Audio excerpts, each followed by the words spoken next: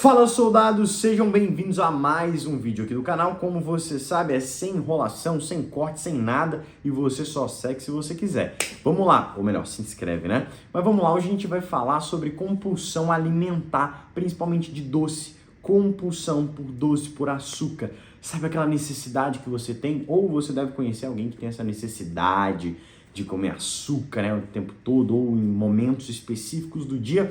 André, é possível vencer isso? Com certeza, e hoje eu vou te mostrar como. Então já deixa aqui o seu like se você quiser e se inscreve se você quiser também. E vamos nessa, sem enrolação, sem corte, sem nada. Bora, vamos lá. Compulsão alimentar. A compulsão alimentar, tá? Vamos colocar principalmente por doce aqui. Então quando eu falar alimentar, entenda doce, tá? Açúcar. Nós temos três aspectos: físicos, aspectos emocionais, mentais e aspectos espirituais. Então é corpo, mente, espírito, tá? E a gente vai começar esse vídeo com a parte mais importante, que é o espírito.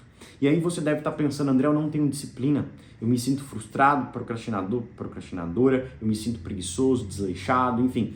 A primeira coisa que você tem que entender é que disciplina não é uma qualidade humana. Você não consegue produzir disciplina. Tá lá em Gálatas, capítulo 5. Autodomínio, domínio próprio é fruto do espírito. Então você não consegue produzir disciplina porque não é uma qualidade nossa, assim como o amor. Você não consegue produzir amor. Amor você sente, né? Então, o que eu quero que você entenda? Que você não consegue por si só ser uma pessoa disciplinada se você não estiver alinhada com Cristo, com Deus. É Deus que revigora a força, a perseverança, e perseverança produz esperança. E isso aumenta o seu foco. Então não é porque você tem TDAH e desfocado, não, se você tiver uma patologia como TDAH, uma doença crônica, talvez possa ter aí deve ter algumas intervenções, mas o que eu quero dizer em relação a isso? É que você não pode se culpar por uma coisa que você não consegue produzir, como humano, não é uma qualidade nossa.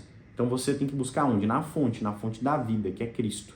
Esse é o primeiro ponto, é entender isso, tá? Qualidade humana, não é uma, primeiro ponto.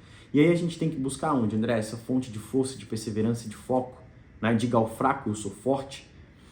Inclusive eu estava falando com o meu pastor esses dias, no nosso devocional, no nosso discipulado, e ele me falou assim: André, Deus não escolhe as pessoas pelas forças. Ele não te escolheu pela sua força, ele te escolheu pela sua fraqueza. Então Deus não olha pra gente e escolhe: esse aqui é forte, vou usar ele. Não. O meu poder se aperfeiçoa na sua fraqueza. Então, se você é uma pessoa que, nossa, cara, eu tenho um vício com doce, adivinha onde que Deus vai te usar para você romper e usar como exemplo? Afinal, o exemplo arrasta. Cara, essa pessoa comia tanto, ela não conseguia parar de comer doce, e agora, de repente, ela consegue. Como? Através do fruto do Espírito.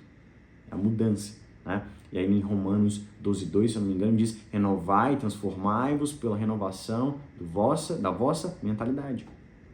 Então, através da mudança, né, deixar o Espírito de Cristo sobre nós agir, né? Então, isso é uma busca que você tem que ter. Esse é o primeiro ponto, tá? E aí também a gente entra na gula, que é um pecado capital, entre aspas, então, né, a glutição, digamos assim. Então, nós precisamos buscar vencer essas barreiras espirituais. E aí é como, André, que a gente vence, né? Devocional foi uma coisa que mudou minha vida. Eu tô lendo aquele Café com Deus Pai, recomendo. Também tem o Bom Dia para Viver Milagres, do André Fernandes, que é o meu pastor da igreja aqui, da Lagoinha Alphaville. Ou tem até de aplicativos, tem um que eu utilizo também, que é a Bíblia, aplicativo, e aí você vai ter o devocional diário. O devocional é rápido, importante e é a primícia, que você já começa o dia com a primeira parte dedicando a Deus. Isso mudou minha vida, o meu relacionamento com Cristo. Devocional. E aí você vai ler o texto, né, bíblico, vai meditar na palavra e vai fazer a sua oração todo dia de manhã. André, mas eu não tenho muito tempo. Começa com 5 minutos, 10 minutos, 15 minutos. Vai o tempo que der. Mas lembra, todo tempo ainda é pouco para Cristo, tá? Então, esse é o primeiro ponto. A gente tem que vencer essa batalha espiritual. E aí a gente vai para o aspecto físico. Entenda físico como biológico, tá? E o aspecto físico, a gente vai ter, por exemplo, dentro da alimentação, uma coisa que é muito comum, que é a hipoglicemia reativa. O que é isso? Lembra que quando eu falo aqui, por exemplo, dos alimentos com alto índice glicêmico, o que é índice glicêmico? É a velocidade no qual o alimento vai se converter em glicose, açúcar no meu sangue. Por exemplo, se eu como um pão com manteiga, um alimento altamente refinado, simples, eu tomei aqui agora um leite com Toddy, um pão com manteiga no café da manhã. O que vai acontecer com a minha glicemia? Rapidamente vai ter um pico de glicemia, de açúcar no sangue, e rapidamente a insulina vai subir muito, então tem um pico muito grande, tá? André, quanto que é grande? Acima de 30, 40 miligramas por decilitro, mas entenda que é um pico muito elevado, uma curva muito elevada.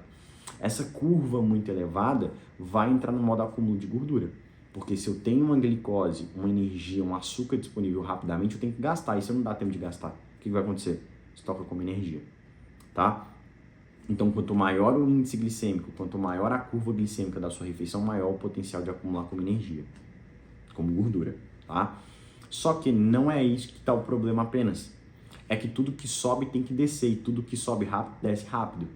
É um princípio, né? A polaridade. Então, tudo que vai, volta.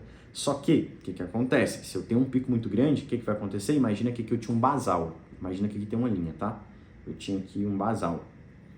Tava aqui, ó, normal, 80 miligramas, 85 miligramas por decilitro, normal. Aí eu como um pão com manteiga e leite Toddy no café da manhã. O que acontece? Pum! Curva glicêmica acentuada, elevada, altíssima. Passa 1 hora no máximo, tá onde? Aqui na linha de novo? Não. Eu tenho uma hipoglicemia reativa, ou seja, hiperglicemia, né?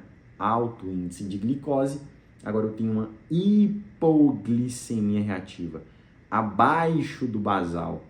E quando eu tenho essa queda muito grande, abaixo do que estava antes, meu corpo vai querer fazer o quê? Repor rapidamente ao basal, aos níveis normais. Só que aí que tá o problema. Vai querer rápido, vai querer subir rápido. E aí que dá a compulsão. Cara, eu preciso comer um doce. Aí você não entende porque você come, por exemplo, o almoço e tem vontade de comer uma sobremesa. Percebe? Porque você tem uma hipoglicemia reativa.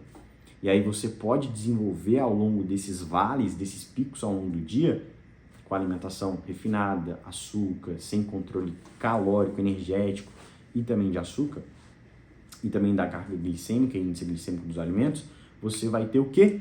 Você vai ter uma resistência à insulina. Aí a insulina não começa mais a fazer efeito. Percebe? Então isso gera uma bola de neve. André, como eu evito essa hipoglicemia, essa queda? Primeiro é evitar a curva, que ela não eleve muito, porque se ela elevar muito, ela vai cair muito. E como que eu faço isso, André? Uma das coisas que você pode fazer, eu vou passar 2 coisas aqui, tá? Na alimentação, por exemplo, você tem que adicionar fibra nas suas refeições e preferir alimentos in natura minimamente processados. Vou dar um exemplo. Quando você for comer, verifica se tem porções de fibra na sua refeição ou de proteína. Então, ao invés de você comer um pão com manteiga, come um pão com ovo. Tem uma estratégia que chama Romeu e Julieta, que é o que? Que é isso que eu estou falando, inclusive. Por exemplo, a goiabada, o doce de goiabada com queijo. Ou seja, o doce com proteína. A curva glicêmica é menor. Achata a curva glicêmica. E aí está o segredo. Então, adicionar sempre fibra ou proteína em todas as refeições, tá? A curva não é que não vai existir, vai ser menor, ok? Outro ponto é uma caminhada digestiva. Quando você sentir que você comeu muito, não adicionou ali a quantidade de proteína ou fibra nas refeições, toma um sorvete, não deveria, fora da dieta. Você ficou com culpa, faz uma caminhada digestiva. Anda 1 quilômetro, leve, mas é andar, não é correr, tá? Leve, nada que force muito, é bem leve mesmo, bem leve. Só uma caminhadinha digestiva, porque isso já achata a curva glicêmica também, tá? A gente chama isso de caminhada digestiva após a refeição. E agora a gente entra no aspecto mental, emocional, né? A gente tem dentro da emoção, na psicanálise a gente aprende a cadeia emocional. E a comida, gente, é uma relação afetiva muito grande. Quando você chorava, o que sua mãe dava quando você era bebê? Leite. Aí você acalmava. Aí muitas vezes, toda vez que você chorava, e a gente tende a mãe da gente muitas vezes tende a achar que todo choro é choro de fome. Nem todo é. Aí você chora por solidão. Quando era bebê, aí sua mãe dava o quê? Peito. Ah, chora por tristeza. Aí o que sua mãe dava? Peito. Aí hoje, quando você tem uma emoção, o que você faz? Qualquer emoção você vai para a comida, porque você foi treinado para isso. Percebe? Então isso é um ponto. Mas o que eu quero dizer? Que tem um laço afetivo muito grande a comida. E toda frustração, toda compulsão, todo vício nasce de um desejo afetivo. Tá? Então vamos supor, você tá triste, tá? Aconteceu, terminou um relacionamento, tá triste. Esse desejo afetivo, você não queria terminar um relacionamento. esse desejo efetivo vai para a cadeia emocional, vai para a frustração. Você ficou frustrado, frustrada. E aí você vai fazer o quê? Pô, fiquei com raiva, hostilidade. Com essa raiva e hostilidade, você vai para a destruição, que é o quê? Vou comer. Você foi treinado para isso. Tô sentindo fome, raiva, vou comer. Porque quando eu sentia raiva e chorava quando era bebê, minha mãe me dava comida. Isso é um exemplo, tá, gente? Você vai comer. No seu caso da compulsão alimentar por doce. Tô feliz? Come. Enfim, mas aqui no caso da hostilidade, da raiva, você vai comer. Isso te gera culpa. E da culpa você vai para destruição, e da destruição você vai para a necessidade de reparação. Né? Então, e depois, tudo de novo, é um loop, né? Então, o que você tem que fazer? Primeira coisa é você entender que na cadeia emocional, se você comeu fora da dieta, isso não vai acabar a sua dieta. Isso não vai acabar a sua vida, a sua semana, não. Você volta na frustração, pô, André, tive um desejo afetivo, tô com raiva, tô com ansiedade, tô frustrado, tô com tédio. Você vai ir para a cadeia emocional? Não, você vai na frustração e fala, pô, tem dois caminhos aqui. Ou eu posso aceitar que eu saio da dieta hoje, mas eu volto amanhã. Ou eu falo, cara, hoje eu não vou fazer dieta, amanhã eu faço. E tá tudo bem, mas amanhã, no outro dia você volta. A gente chama isso voltar pro centro. Você saiu um pouquinho, 80-20, né? Você manteve 80%, saiu 20%, não quer dizer que você jogou tudo fora. Então você volta pro centro. Né? Você tem que ter esse autocontrole, essa administração emocional. Tá? Isso é muito importante, porque senão você fica refém dessa cadeia emocional. Então, André, tive um desejo afetivo não realizado. Fui pra frustração, fui pra hostilidade, que é raiva, fui para destruição. Onde que eu faço, André? O que eu tenho que fazer? Volta para a frustração. E você aceita que não vai rolar agora e deixa para amanhã e adia. Ou você fala, não vai rolar nunca. Eu nunca mais vou voltar a esse relacionamento, eu nunca mais vou conseguir recuperar aquele dinheiro, nunca mais vou conseguir fazer isso ou aquilo. Mas você não entra na cadeia emocional. Você aceita o fato do desejo afetivo. Percebe que você tem que voltar no desejo? Pois bem, então isso é um ponto, né? E aí você controlar os seus estímulos também. O poder visual, ele é tão poderoso que transforma desejo em necessidade. Então, por exemplo, eu não quero um iPhone 16, eu tenho um 13, não quero um 16. Mas eu sei que ele é bom, eu sei que ele é melhor do que o que eu tenho.